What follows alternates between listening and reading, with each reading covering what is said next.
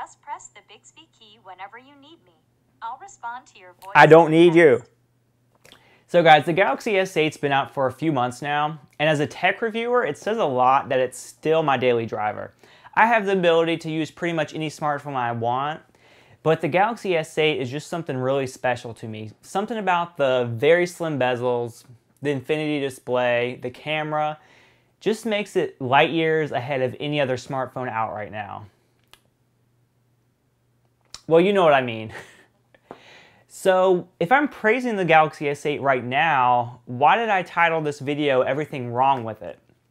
Even though the Galaxy S8 is my favorite phone, it doesn't make it perfect, so I just want to talk to you about what bugs me. And before we get started, guys, you know what to do. Don't forget to like the video and subscribe to my channel. It just helps me out a lot. It helps this video get more views and helps my channel overall just do better. So to get started, one thing that could be seen as a con with the Galaxy S8 is the symmetrical design. Yeah, it makes it look really sexy, like the front and the back literally just look the same, but the problem lies is that you can't distinguish from the front and the back.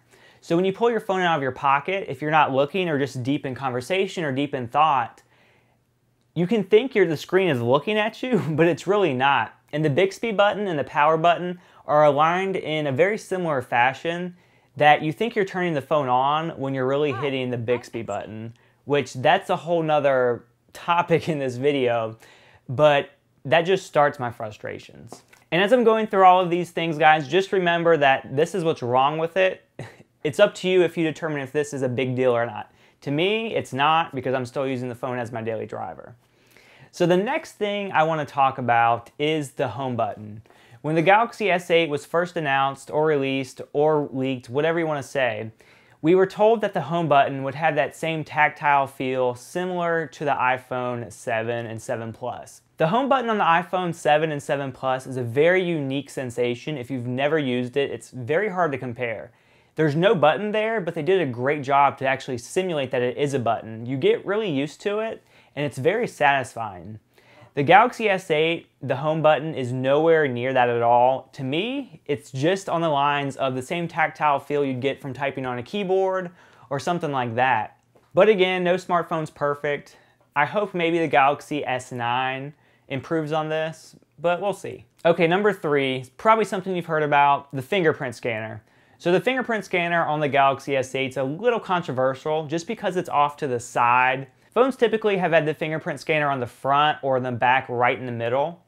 Obviously the Galaxy S8 can't really have a fingerprint scanner on the front because there's not much room.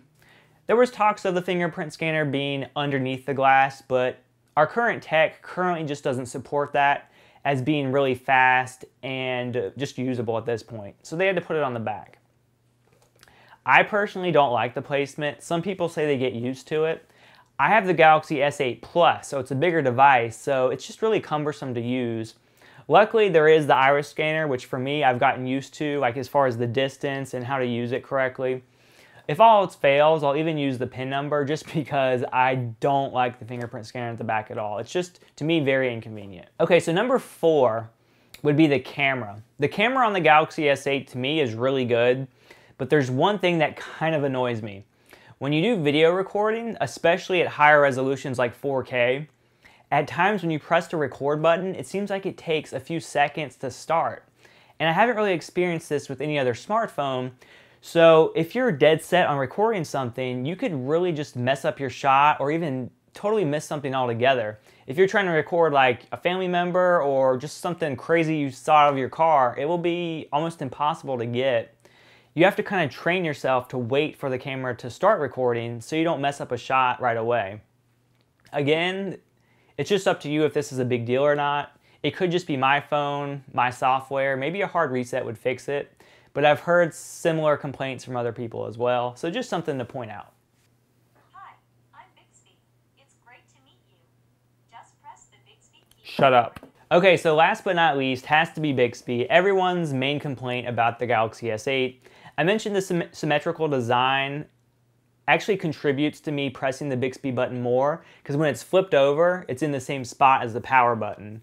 But not just that, I accidentally hit the Bixby button all the time. It pulls up Bixby. It's the last thing I want to see when I'm focused on trying to pull something else up.